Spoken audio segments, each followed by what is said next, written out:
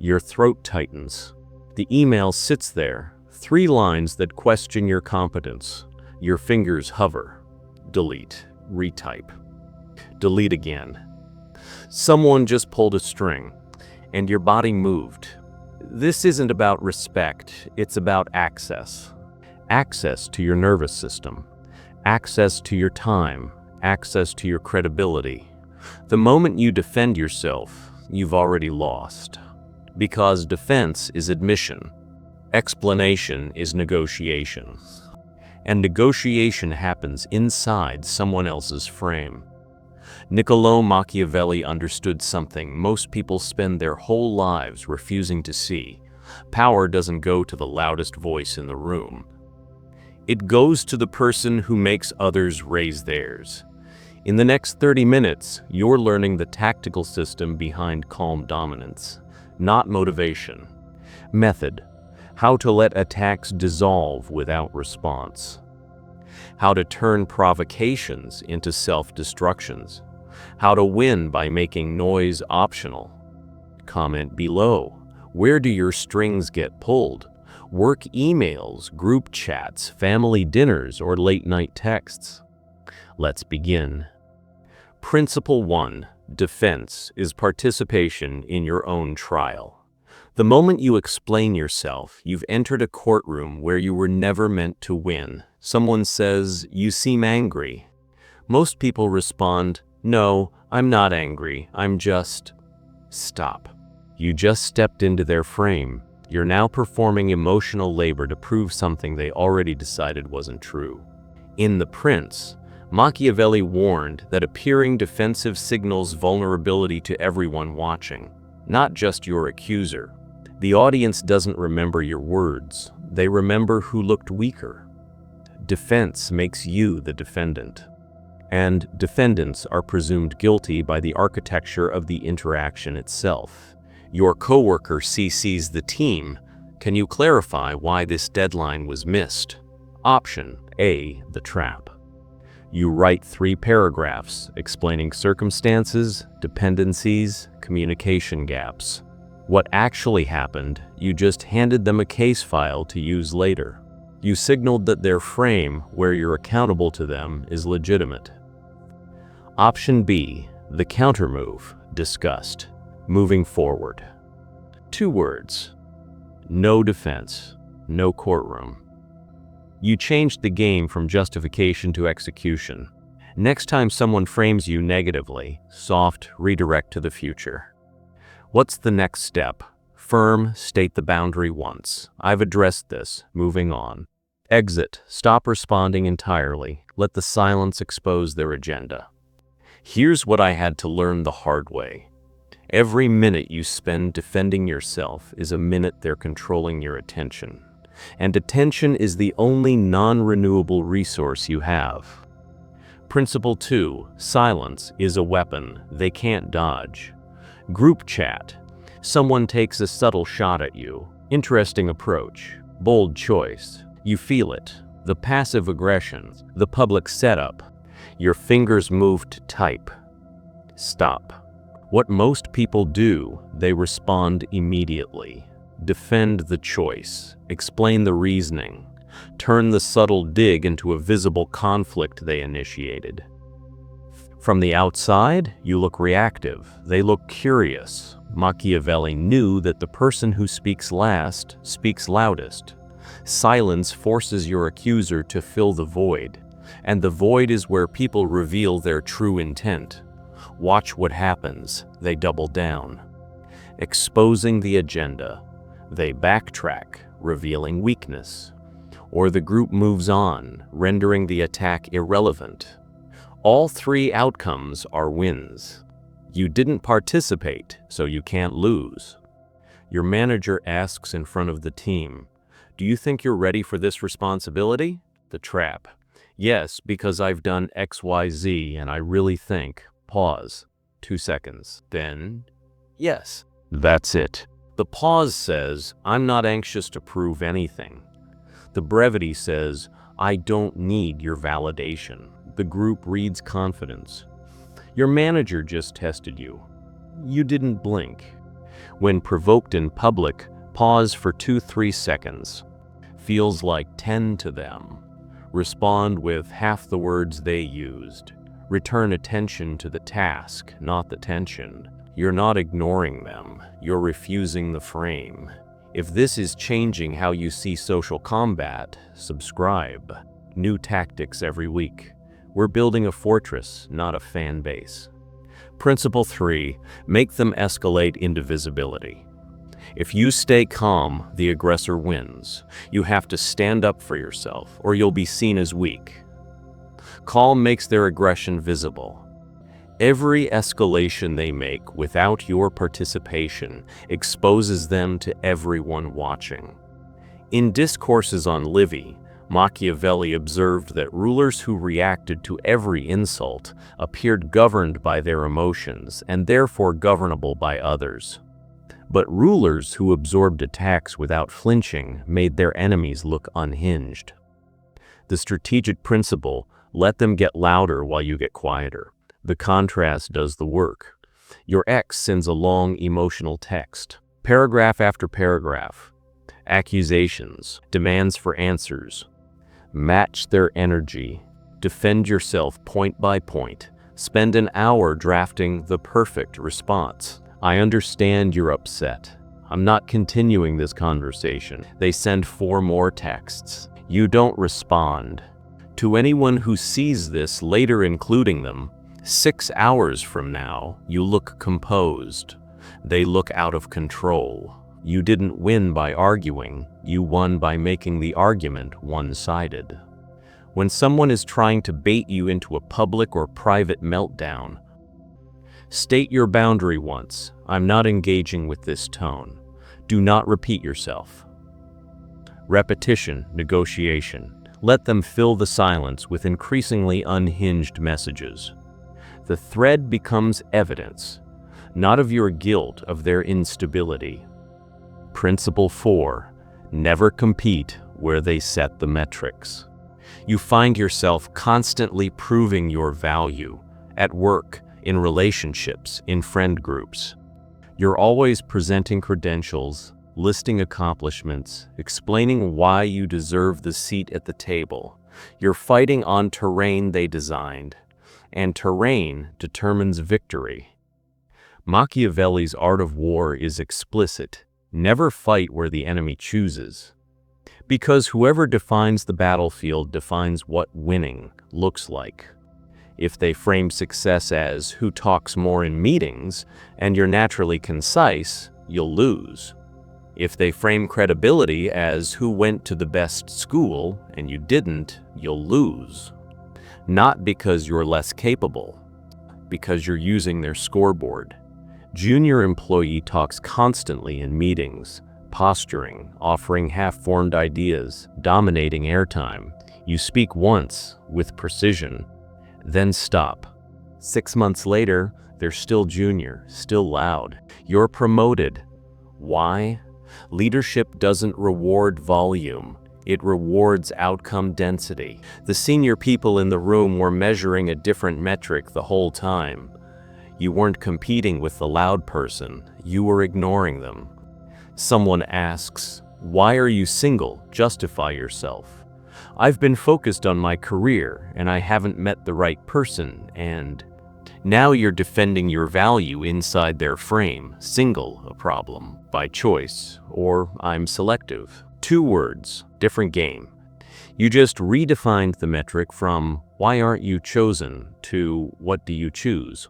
Identify the hidden metric. Approval, credentials, volume, speed. Refuse to compete on it. Introduce your own metric through action, not argument. Don't debate. Demonstrate a different scoreboard. If this is rewiring how you see power, hit like. It tells me you're ready for the ruthless stuff. Principle 5. Your reaction is the product. If someone can predictably trigger you, you are the product, not the player. Here's the cold truth. Most provocations aren't attacks. They're experiments. The person poking you is testing. Can I get a rise? Can I redirect your energy? Can I make you do something you didn't plan to do? In The Prince, Machiavelli distinguishes between rulers who are feared and those who are predictable. Predictable rulers get manipulated. Feared rulers, feared because they're unreadable, get avoided. Not because of violence, because of inscrutability. When people can't predict your reaction, they can't game you. Your manager asks you to take on extra work. Again, you've said yes 5 times. They know you'll say yes. This isn't respect. This is pattern exploitation. They've learned your reaction.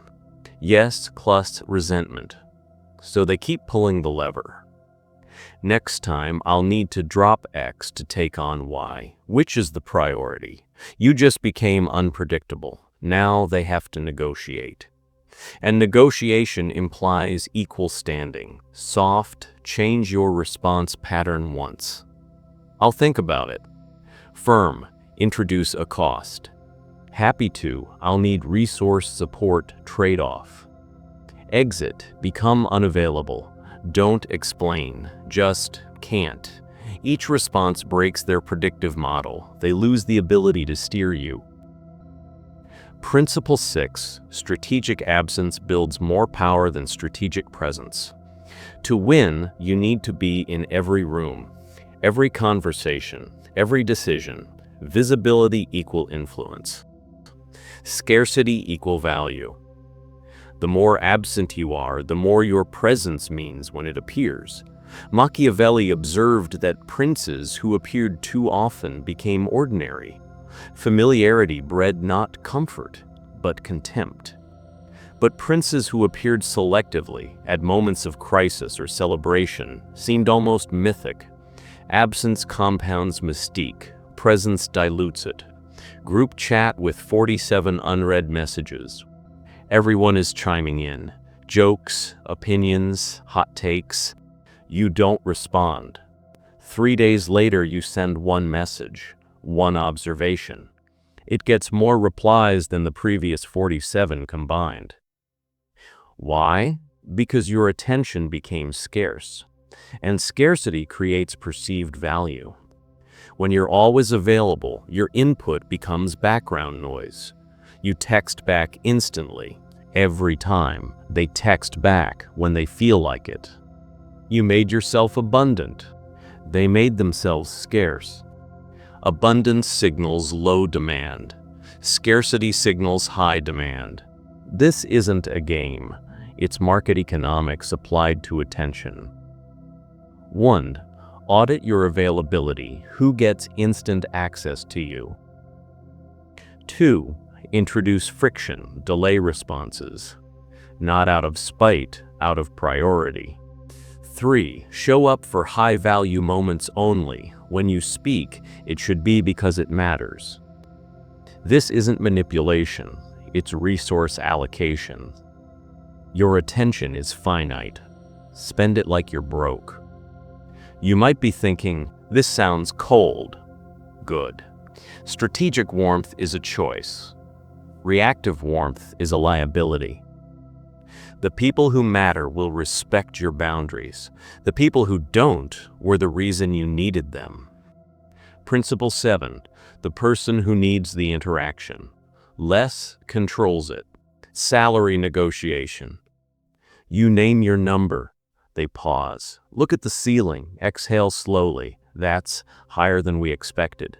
Silence. Your heart rate spikes. You start to backpedal. I'm flexible, I just thought. Stop.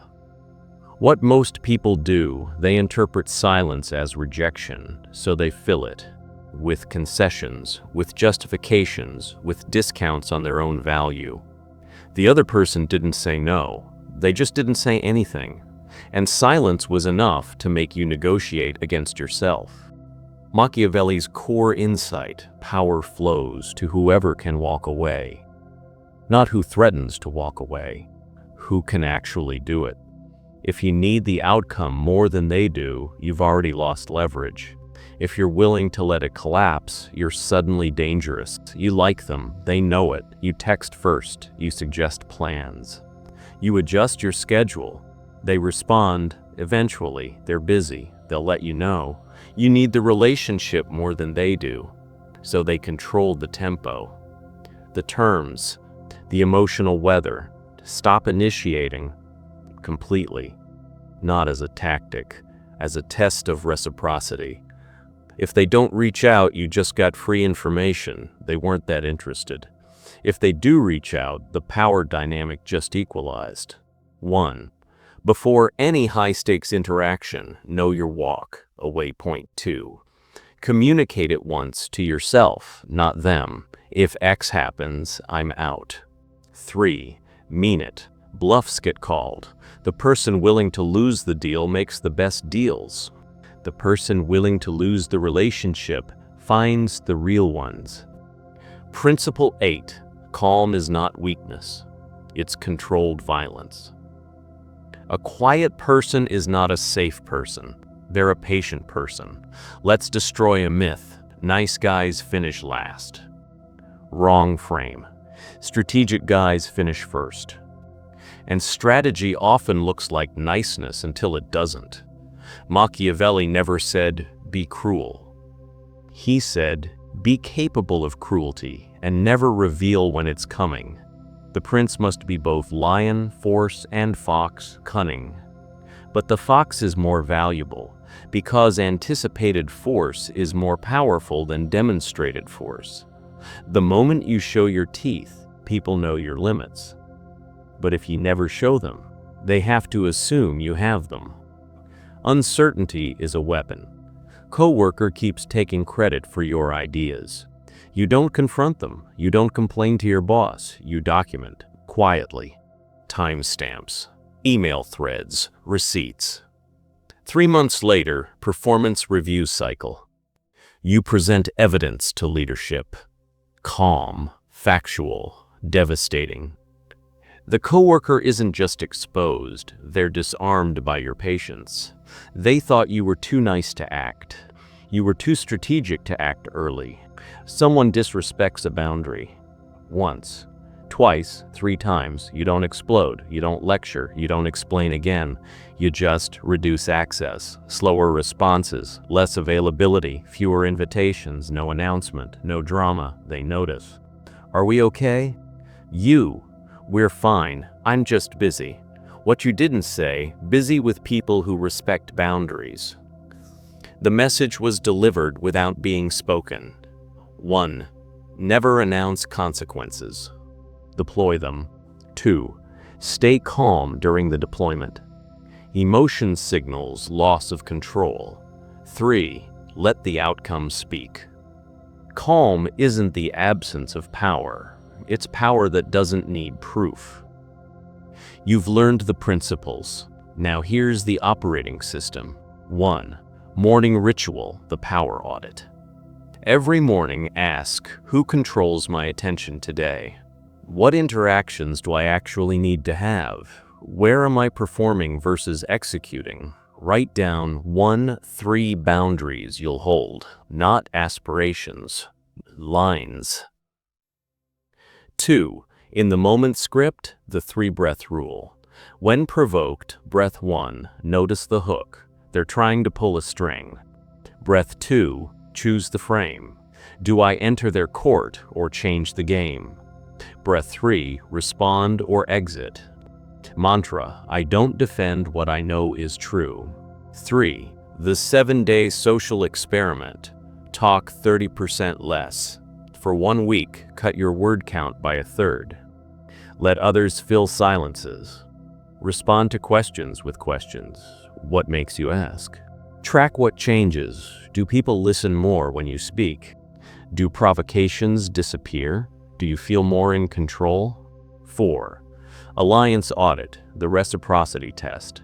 List your top 10 relationships, work plus personal. Ask, who initiates contact? Who adapts their schedule? Who apologizes first? If it's always you, stop. For 2 weeks, see who notices. See who reaches out. The ones who don't. You just found the parasitic relationships. 5. Evening review, the reaction journal. Before bed, where did I get triggered today? Did I defend or redirect? What would I do differently? not self-judgment. Pattern recognition. You're building a database of your exploits so you can patch them. Here's what Machiavelli actually understood. Effectiveness is not the opposite of morality. It's the prerequisite for it. You can't protect what you love if you're easily manipulated. You can't build what matters if you're constantly defending yourself in other people's courts. You can't lead if you're leaking power through reactivity. Silence isn't weakness. It's refusal to participate in your own diminishment. Calm isn't passivity. It's violence that knows when to wait. And walking away isn't defeat. It's strategy recognizing a rigged game. The people who fear your calm are the ones who profited from your chaos. Let them fear. Subscribe if you're done being the person others can trigger. Comment below, what boundary starts today? Where do you stop defending and start redirecting? You were never weak. You were just fighting in courtrooms. You were never meant to win.